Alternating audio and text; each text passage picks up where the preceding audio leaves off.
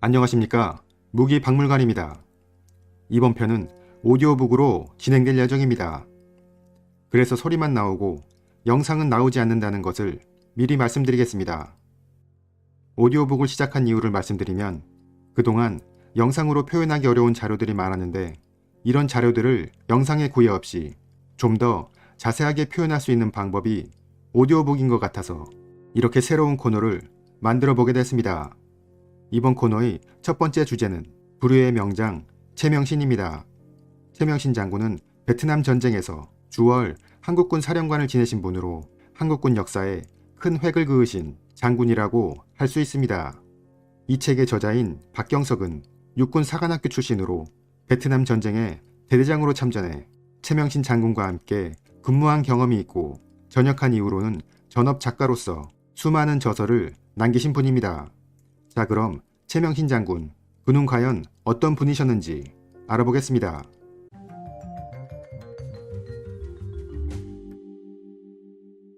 최명신은 1926년 황해도 곡산에서 태어났습니다. 그곳에서 성년이 될 때까지 지낸 그는 1946년 21살에 평안남도 용강의 초등학교에서 교사직을 맡게 됩니다. 최명신은 평소 주변에 있었던 공산주의 책들을 읽은 경험이 있었기 때문에 공산주의에 대한 지식을 어느 정도 가지고 있었습니다. 그래서 그는 인근 평양학원의 원장이었던 김책과 알고 지내는 사이가 되었고 그의 소개로 김일성도 직접 만나게 됩니다. 김일성은 김책의 소개로 최명신을 만난 자리에서 자신을 도와 함께 일해달라고 제안하기도 했습니다. 하지만 최명신은 김일성의 제안을 받아들이지 않았습니다. 그 이유는 바로 종교 때문이었습니다.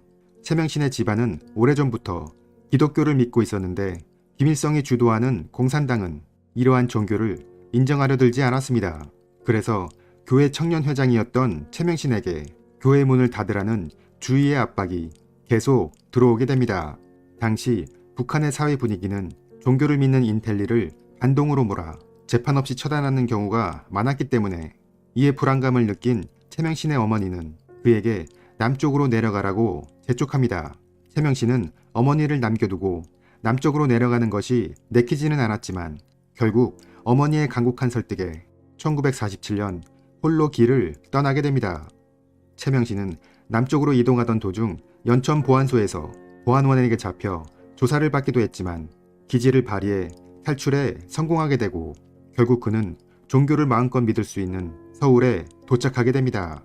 서울에 도착한 청년 최명신은 우연히 길거리를 걷다가 국방경비대의 사관학교 후보생을 모집한다는 벽보를 보고 군인이 되기로 결심합니다. 시험에 합격하고 태릉화랑다에서 교육을 받게 된 그는 이 중대에 속하게 되는데 당시 옆중대였던 1중대장이 바로 박정희대위였다고 합니다. 1년간의 교육을 마치고 1948년 소위로 인간한 최명신의 첫 부임지는 4.3 사건이 한창이었던 제주도로 결정되었습니다. 그곳에서 4개월 동안 토벌작전을 수행한 그는 1사단 11년대에 배속되어 개성 송악산 일대에서 38선 경비 업무를 맡게 됩니다. 최명신은 소위로 인간한 지 1년 만에 대위로 승진하게 되는데 이때는 국군이 급속하게 증편되고 있었기 때문에 장교들의 승진이 매우 빠르게 진행되었습니다. 1949년 5월 중대장이 된 최명신은 송악산에서 북한군과 첫 전투를 치르게 됩니다. 당시 북한군은 이미 122mm 대구경포를 포함해 각종 장비를 보유하고 있었으며 그들은 남한 군대의 화력과 훈련 정도, 전투 능력을 파악하기 위해 38선 부근에서 지속적인 군사적 도발을 벌이고 있었습니다. 비둘기 고지의 탈환을 명령받은 최명신 대위는 병사들과 함께 진격하던 도중 가슴에 총탄을 맞기도 했지만 결국 고지를 탈환하여 전투에서 승리하게 됩니다. 이때 가슴에 맞은 총탄은 전투복에 달린 철제 단추에 맞게 되면서 최명신은 목숨을 구할 수 있었습니다. 1949년 8월에는 태백산의 공비토벌작전에 투입되었습니다.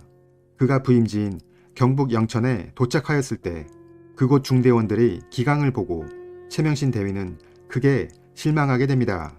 병사들의 훈련 상태는 엉망이었고 밤마다 술을 마시는 등 정신 상태도 매우 해이해 있었습니다. 그래서 그는 당장의 토벌 작전을 중단하고 2주 정도 강도 높은 훈련을 실시하기로 합니다.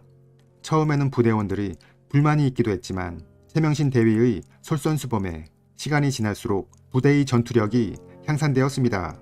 그는 훈련을 진행하면서도 지역 주민들의 민심을 얻기 위해 노력했습니다. 적에 대한 정보를 얻기 위해서는 주민들의 도움이 필수적이었기 때문에 그의 부대는 대민봉사를 실시하여 그들의 민심을 얻었습니다. 주민들로부터 공비들의 은거지에 대한 정보를 얻은 최명신 대위는 그들이 예측하지 못한 야간에 토벌 작전을 실시해 큰 성과를 올리기도 했습니다.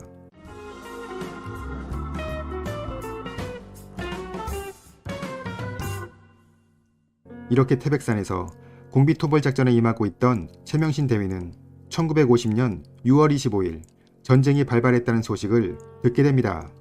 그리고 그에게 내려진 첫 번째 임무는 3천여 명의 적이 강원도 삼척에 상륙했으니 그곳으로 가 적의 진출을 저지하라는 것이었습니다. 당시 200명의 중대병력이 3,000명의 적을 상대하는 것은 불가능했기 때문에 그는 인민군의 천병소대만 소탕하기로 하고 적의 본대가 오기 전에 신속히 탈출한다는 계획을 세우게 됩니다. 최명신의 중대는 적의 예상 접근로에 병력을 상계시키고 매복에 들어갔습니다.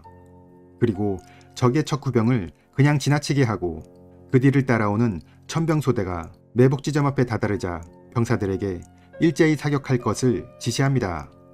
갑작스러운 공격에 당황한 적은 혼비백산하여 도망가게 됩니다.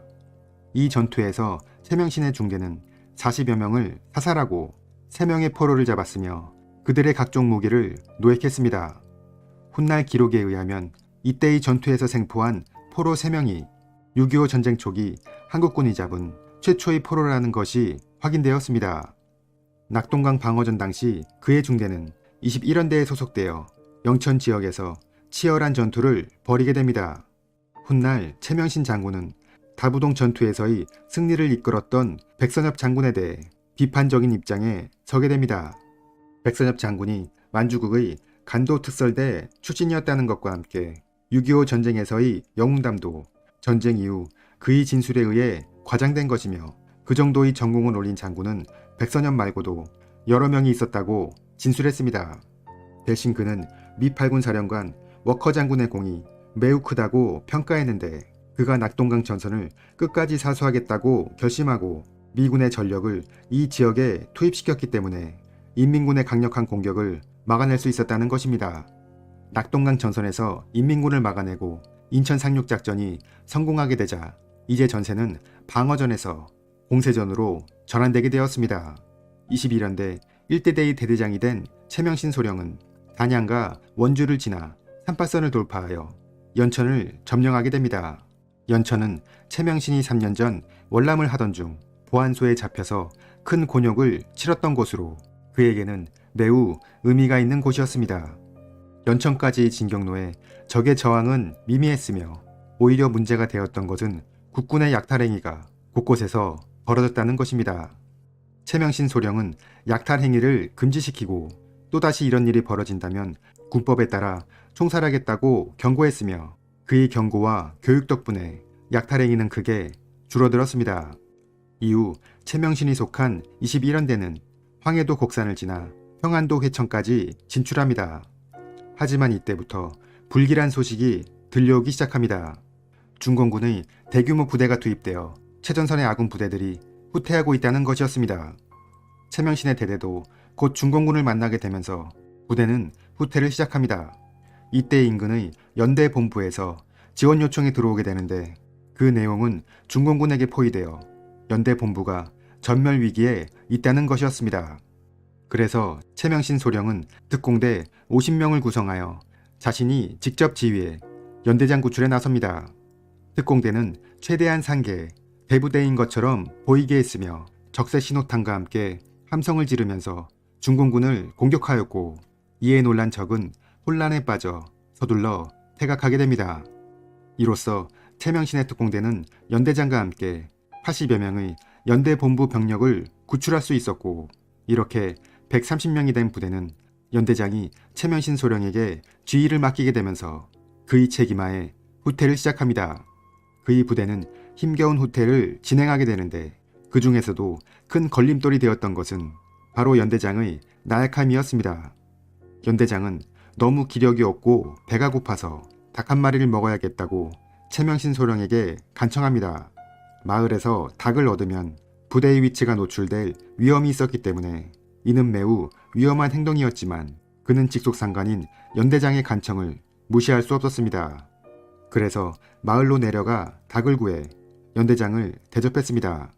마음이 불안했던 최명신은 부대가 서둘러 이동해야 한다고 주장했지만 연대장은 배가 부르고 피곤하니 잠을 자야겠다며 드러누웠습니다. 최명신 소령은 연대장의 이 같은 행동에 매우 실망하게 되고 무능한 지휘관 때문에 130명의 부대원을 위험에 빠뜨릴 수 없다고 생각하여 권총을 뽑아들고 연대장에게 겨누었습니다. 비록 하극상이기는 했지만 그는 이렇게 해야만 부대원을 살릴 수 있다고 생각했던 것입니다. 최명신 소령의 위협에 연대장이 수긍하면서 다시 부대의 후퇴가 이어집니다.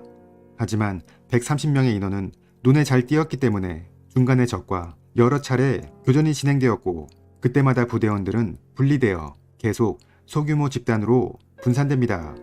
10명에서 7명, 그리고 마지막에는 최명신 소령과 2명의 하사관, 이렇게 3명만 남게 되고 그들은 힘겹게 남쪽으로 이동을 계속합니다. 최명신 일행은 신분을 위장하고 중공군에게 접근해 과감하게 음식을 얻어먹기도 하고 주민들의 신고로 인민군에게 포위되어 힘겹게 도주하기도 했습니다. 결국 개성 부근의 연백평야에 도착한 그들은 반공 청년들의 도움을 받아 미군 군함과 연락이 되면서 3개월에 걸친 적진 탈출을 마감하게 됩니다.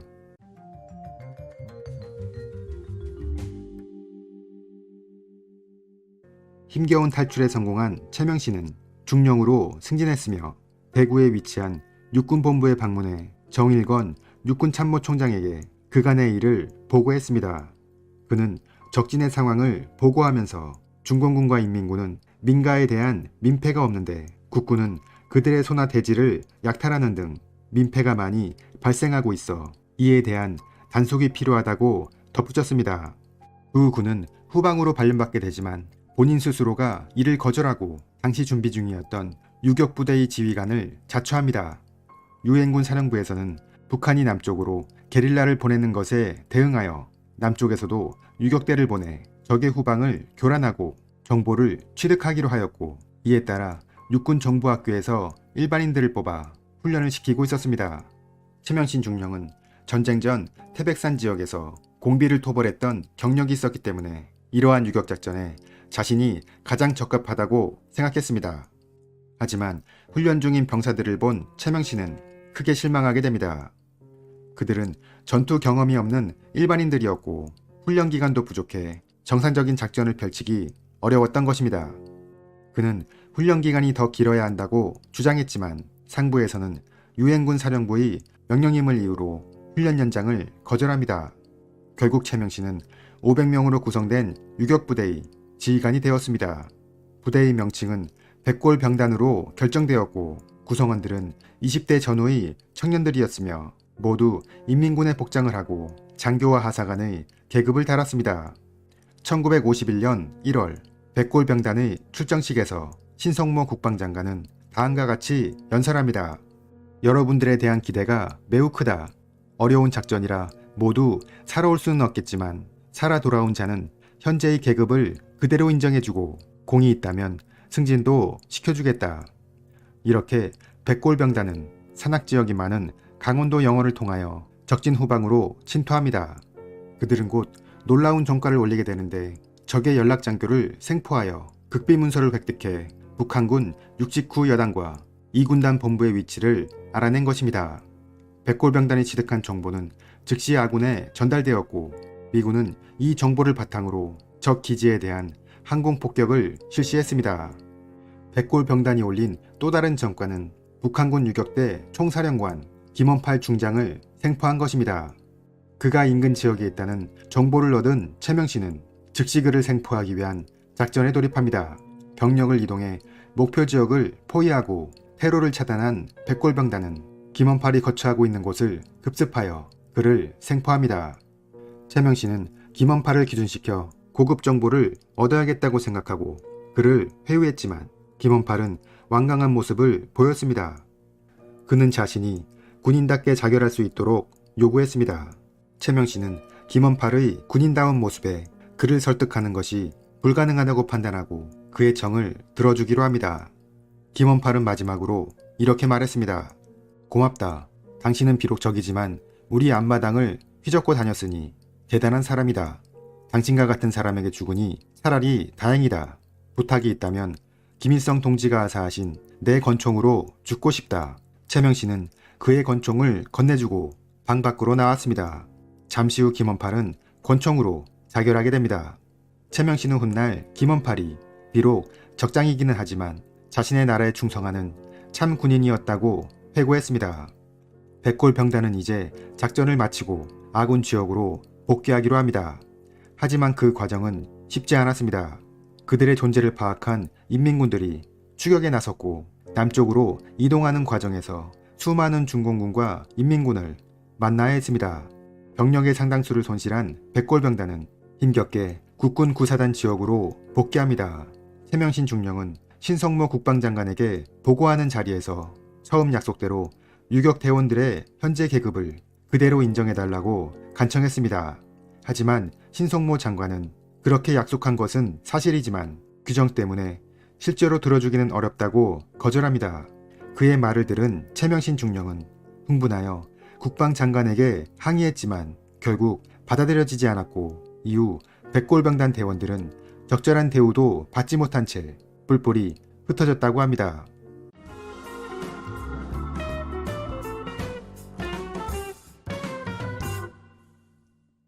이후 1951년 8월 최명신 중령은 대령으로 진급하고 7사단 5연대장으로 발령받게 됩니다. 이는 육사 5기생 가운데 가장 빠른 승진이었습니다. 그가 맡게 된 5연대는 사실 전투력이 매우 약한 부대였습니다. 따라서 최명신 대령은 이들을 강군으로 만들기 위해 야간 각계전투 훈련과 사격훈련을 집중적으로 시켰습니다. 당시 전황은 38선 부근에서 고지 쟁탈전이 벌어지고 있었고 양측은 휴전회담에서 유리한 입장에 서기 위해 하나의 고지라도 더 차지하려고 치열하게 싸우고 있었습니다. 그러던 중 5연대에 양갈보 고지를 탈환하라는 명령이 내려오게 됩니다. 양구의 동북방에 위치한 양갈보 고지는 군사적으로 중요한 요충지로 고지의 주인이 하도 많이 바뀌어 정조가 없다는 의미에서 양갈보 고지라는 이름을 갖게 되었습니다. 최명신 대령은 포탄 공격 후 보병이 돌격하는 일반적인 공격 방법 대신 수일간 계속하여 포탄 공격만 실시했습니다. 이는 적을 기만하여 방어 태세를 허술하게 하기 위해서였습니다. 그리고 일주일 후 그는 일개소대를 기습적으로 투입해 고지를 순식간에 점령했습니다. 이로써 5연대는 더 이상 약한 부대라는 인식을 떨쳐낼 수 있었으며 최명신 대령은 게릴라전에 이어 정규전인 고지 탈환전에서도 뛰어난 능력을 보여주었습니다. 그는 이 고지를 앞으로는 절대 빼앗기지 않는다는 의미에서 이름을 양갈보 고지에서 절개고지로 바꾼다고 선언했습니다. 그 후 1953년 5월 미국에서 장교 교육을 마치고 돌아온 최명신은 24단 60연대장으로 발령받게 됩니다. 60연대는 이전의 전투로 병력의 절반을 상실한 상태였으며 사기도 바닥에 떨어져 있었습니다. 미 식군단장은 최명신에게 병사들을 강하게 훈련시켜 하루빨리 전투력을 회복하라고 명령했지만 그는 자신만의 훈련 방식을 고집했습니다. 사기가 떨어진 병사들을 무작정 훈련시키기보다는 휴식 기간을 충분히 주어 자신감을 갖도록 하고 이후 훈련을 시켜도 늦지 않다는 생각에서였습니다. 결국 군단장은 최명신의 생각에 동의해 주었고 그만의 방식으로 훈련된 60연대는 패잔병에서 다시 강군이 되어 빼앗겼던 M1고지를 탈환할 수 있었습니다. 이렇게 평안도의 초등학교 교사였던 최명신은 20대의 나이를 전장에서 보내며 수많은 공을 세워 대한민국의 핵심 장교로 성장하게 됩니다. 여기서 최명신 장군의 공산당에 대한 생각을 알아보겠습니다. 그는 이렇게 말합니다. 공산당 조직은 거짓과 강제로 이루어진 동물적 집단이다. 거짓을 진실처럼 위장하는 요체는 강압으로 인한 공포심 조장에 있다. 조직에 반항하면 즉각 죽음이다. 여기에는 피와 눈물도 없다. 그러므로 거짓이 드러나면 그 조직은 부서진다. 공산당 조직은 와해되기 마련이다. 왜냐하면 아래에서 위로 올리는 각종 보고가 실상과 달리 생존을 위해 각색된 것이기 때문이다. 진실이 밝혀지면 조직이 느슨해진다. 그래서 나는 공산당이 두렵지 않다.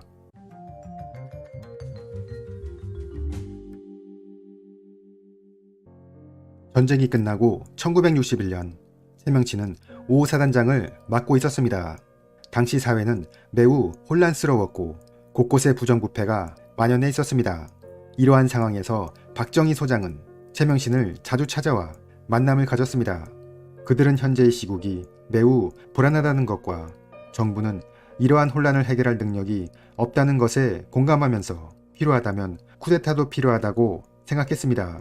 하지만 최명신은 어느 정도 공감대만 형성하고 있을 뿐 박정희가 구상하고 있는 쿠데타 계획에 적극적으로 가담하고 있지는 않았습니다. 1961년 5월 15일 최명신은 곧 쿠데타가 시작될 것이며 5호 사단이 병력을 이끌고 서울로 진입한다면 계획이 성공하는데 큰 도움이 될 것이라는 편지를 받게 됩니다. 다음 날 쿠데타가 진행되고 최명신 장군이 쿠데타 세력인 것이 밝혀지자 1군 사령관 이한림과 미 8군 사령관 맥구르더는 최명신 장군을 만류하고 나섰습니다. 하지만 그는 지금 나라가 매우 위태로운 상황이며 장면 정부는 이 문제를 해결할 능력이 없다. 나라가 공산화되어 죽으나 혁명이 실패하여 죽으나 마찬가지다. 우리를 물리적으로 막으려 한다면 최후까지 싸울 것이다. 라고 말하며 거절했습니다. 그리고 다음날 그는 5호 사단의 병력을 움직여 서울로 진입했습니다. 결국 5호 사단의 서울 진입은 쿠데타가 성공하는데 결정적인 도움이 되었습니다. 이후 주위에서는 군복을 벗고 정계로 진출하라는 권유가 많았지만 그는 부정부패를 척결하고 다시 원대로 복귀하겠다고 선언합니다. 그래서 군사혁명위원회의 감찰위원장직을 수행한 후 다시 군으로 돌아왔습니다. 세월이 흘러 1960년대 중반 최명신 소장은 육군본부의 작전참모부장을 맡고 있었습니다. 당시는 베트남전이 시작되어 이미 한국군은 이동외과병원과 태권도 교관단을 파견한 상태였고 곧 전투부대가 파병될 수도 있다는 소문이 돌고 있었습니다. 최명신 소장은 박정희 대통령을 만난 자리에서 월남에 전투부대를 파병하는 것을 반대했습니다. 월남 정부는 부패해 국민들의 불안이 매우 크며 대부분의 월남 군인들이 호치민을 존경하고 있어 이러한 상황에서는 전쟁에서 승리할 수 없다고 판단했기 때문입니다. 또한 월남전은 게릴라전이 될 것인데 게릴라전은 적과 양민을 구분하기 어려워 아군의 피해가 매우 클 것으로 예상되었던 것입니다. 하지만 그는 미국이 주한미군을 빼내 베트남으로 보낸다고 한다면 할 수 없이 이를 막기 위해 전투부대를 파병할 수밖에 없으며 이왕 그렇게 된다면 이를 기회로 삼아 우리 군의 열악한 장비를 현대화된 장비로 교체해야 한다고 생각했습니다. 그리고 그는 아군의 피해를 줄이면서도 명분을 세울 수 있는 대비책과 전술을 개발해야 한다고 판단합니다. 1965년 6월 월남 정부에서 한국군의 전투병 파병을 공식적으로 요청하자 국회에서는 이 문제를 놓고 뜨거운 설전이 벌어집니다. 최명신 소장은 육군 참모총장을 모시고 국회에 참석해 야당 의원들을 상대로 월남 파병의 필요성에 대해 다음과 같이 브리핑합니다. 첫째, 우리가 파병을 거부한다면 미국은 한국에 주둔하고 있는 미 2사단과 7사단을 월남으로 보낼 것이고 그렇게 된다면 김일성이 오판하여 또다시 전쟁이 발발할 수 있다. 둘째, 전투부대의 파병으로 국군의 현대화를 추진할 수 있고 우리는 소중한 전투 경험을 얻을 수 있다. 셋째, 6.25 전쟁 때 우리를 도와 적화를 막아준 미국과 우방국들에게 보답할 수 있다. 넷째, 월남전을 통해 상당수의 군인과 민간인들이 해외로 보내질 것이며 이를 통해 경제 발전의 돌파구를 마련할 수 있다. 하지만 야당에서는 다음과 같은 이유로 파병에 반대했습니다. 북한과 대치하고 있는 상황에서 전투사단을 빼낸다는 것은 위험한 행위이고 월남은 6.25 전쟁과 달리 UN 결의가 있는 것도 아니어서 국제사회에서의 명분도 약하다는 것입니다. 그리고 미국의 돈에 팔려 젊은 청년들을 전쟁터로 보낸다면 우리는 미국의 용병이 되는 것이고 청부 전쟁을 수행하는 것이라고 주장했습니다. 그러자 최명신 소장은 의원들 앞에 나가 다음과 같이 말합니다. 의원님 여러분, 저는 파병 문제의 실무를 담당하고 있습니다. 우리 전투사단의 파병은 미국을 위한 것도 아니고 월남 정부를 위한 것도 아닙니다. 지금 미군은 M16 자동소총을, 중공군과 인민군은 AK 자동소총을 보유하고 있는데 우리는 아직도 2차 대전에서 사용하던 M1 소총을 가지고 있습니다. 소총뿐만 아니라 모든 장비가 한 세대 뒤처진 상태입니다. 전투사단이 파병되면 어느 정도 병력 손실이 있을 수 있겠지만 우리는 새로운 장비를 공짜로 얻을 수 있고 군인들도 실전 전투를 경험할 수 있습니다. 미군의 돈에 팔린 용병이라고 해도 상관없습니다. 자기 나라의 소총도 제대로 사지 못하는 나라가 지금 네 돈 내 돈 따질 때입니까? 의원님들은 명분상 반대는 하시되 한 번만 눈 감아주시면 감사하겠습니다. 그의 이러한 설득에 회의장 안은 조용해졌고 일부 야당 의원들은 파병안에 동의한다고 나서기 시작했습니다. 결국 전투병 파병안은 국회의 동의를 얻게 되었고 규모는 수도사단의 2개 연대, 해병대 1개 여단으로 결정됩니다. 그리고 이들을 지휘할 주월 한국군 사령관으로 파병의 실무를 담당했던 최명신 소장이 결정되었습니다. 이제 파병이 결정되자 다음은 한국군의 작전지휘권을 누가 가질 것이냐가 문제가 되었습니다. 미국은 당연히 6.25 전쟁에서처럼 자신들이 한국군을 직접 지휘해야 부대 운영의 효율성을 높일 수 있다고 판단하고 있었고 박정희 대통령을 포함한 대부분의 사람들이 작전권 문제를 크게 중요하게 생각하지 않고 있었습니다.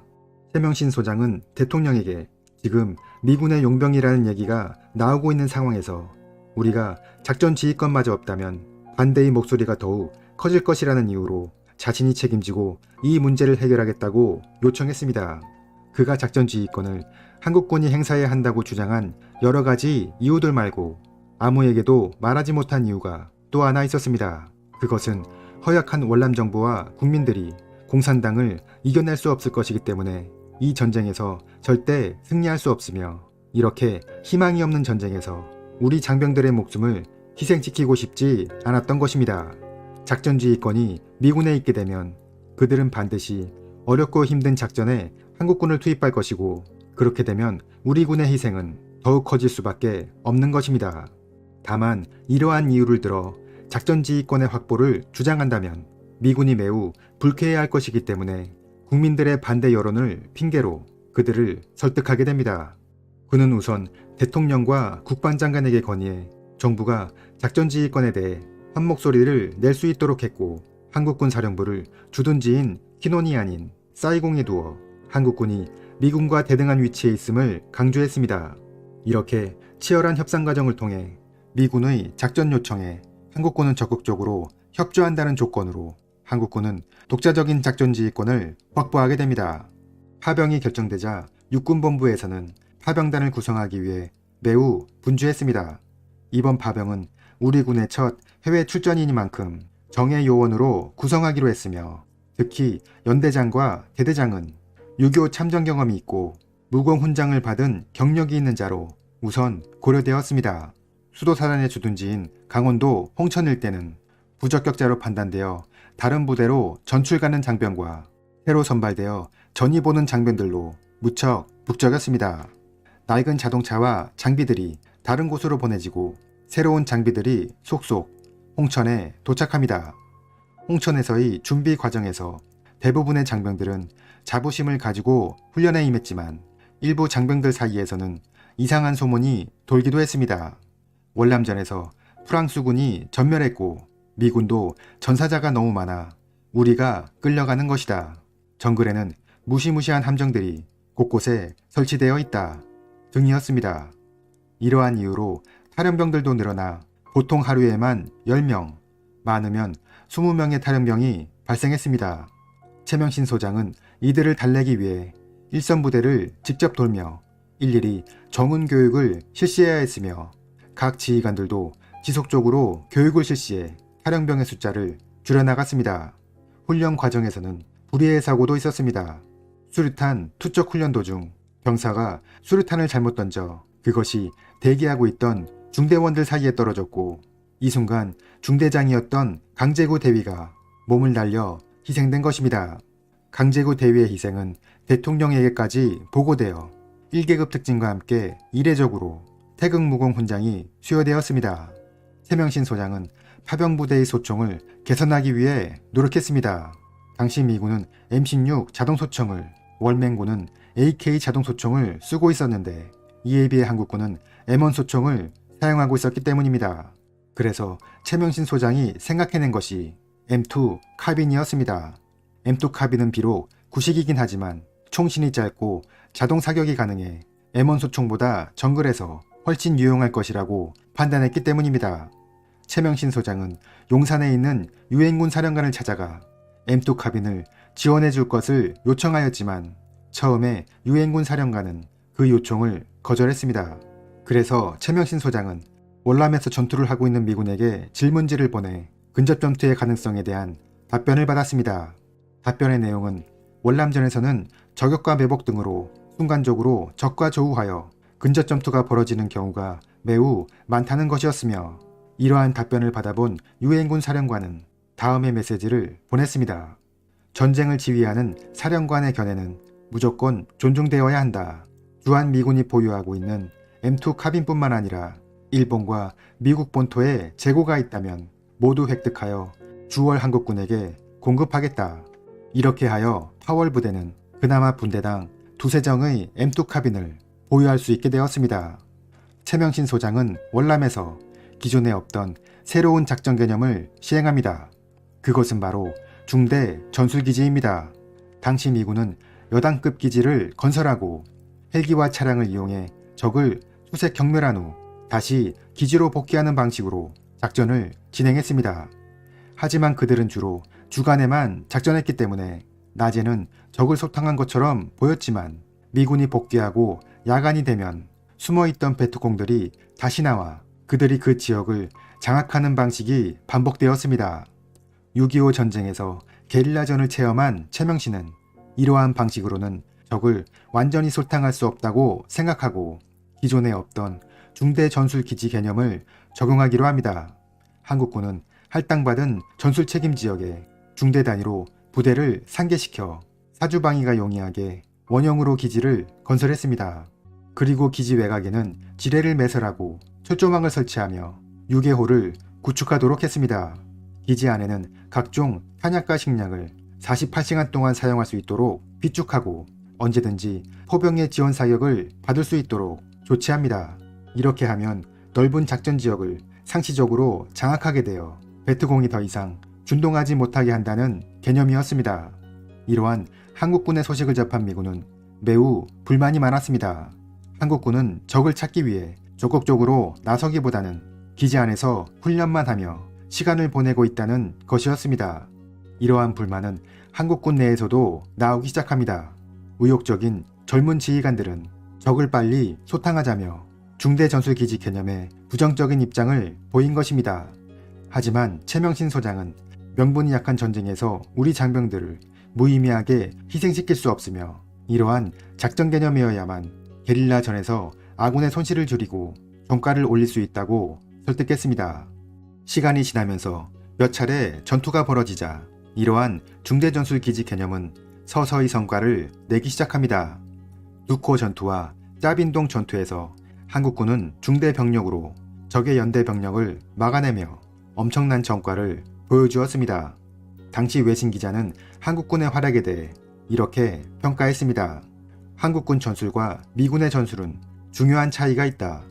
미군은 적으로부터 사격을 받으면 뒤로 물러나 포병의 지원 사격이나 공중폭격을 요청하며 그 다음에 다시 공격을 실시하면 적은 자치를 감추고 사라진다. 한국군은 적으로부터 사격을 받으면 적이 도주하기 전에 2개 이상의 방향으로 즉각적인 공격을 실시하고 끈질긴 수색으로 적을 소탕한다. 처음에 한국군의 행동에 의심을 품었던 미군은 중대전술기지의 유용성을 인정하고 자신들도 파이어베이스란 이름으로 이 전술을 연구하게 됩니다. 한국군의 선전에 추가적인 병력 파병을 요청받은 정부는 구사단을 월남에 보내게 되고, 이렇게 되면서 최명신 소장은 중장으로 승진하였습니다. 최명신 장군이 월남의 게릴라전에서 승리하기 위해 고려했던 또 하나의 방법은 바로 민사심리전입니다. 그는 이렇게 말합니다. 월남전에서 전투의 비중은 불과 30%이고 나머지 70%는 심리전으로 충당한다. 민사심리전을 통해 주민들의 마음을 얻으면 적에 대한 정보를 쉽게 얻을 수 있고, 그러한 정보에 의한 적 타격은 반드시 성공을 보장한다. 그래서 한국군은 병원을 개설해 주민들을 치료해주고 공병대를 동원해 촌락을 건설해 주었으며 태권도의 보급에도 힘쓰게 됩니다. 그러한 한국군의 행동에 미군은 또다시 불만을 표시했습니다. 한국군은 전투는 하지 않고 대민봉사만 한다는 것이었습니다. 하지만 중대전술기지와 마찬가지로 민사심리전을 통해 한국군이 좋은 성과를 내기 시작하면서 이러한 불만도 사그러들었습니다. 최명신 장군은 군사작전에서의 승리뿐만 아니라 가난한 조국의 경제 발전에도 신경 썼습니다. 미국은 월남전에 막대한 자금을 투입하고 있었으며, 이에 따라 베트남 여러 곳에서 각종 공사와 사업들이 진행되고 있었습니다. 그래서 최명신 장군은 한국군 주둔지를 뀨녕과 뚜이호와 깜난 등 사업이 많이 진행되는 해안 지역에 위치하도록 노력했고, 이 지역의 사업은 되도록 한국 기업이 차지할 수 있도록 주선했습니다. 그리고 전역한 장병들이 월남에 계속 남아 현지 기업에 바로 취직할 수 있도록 조치했으며, 이로써 약 1만여 명의 전역 장병들이 취업에 성공해 외화벌이의 기회를 얻게 되었습니다.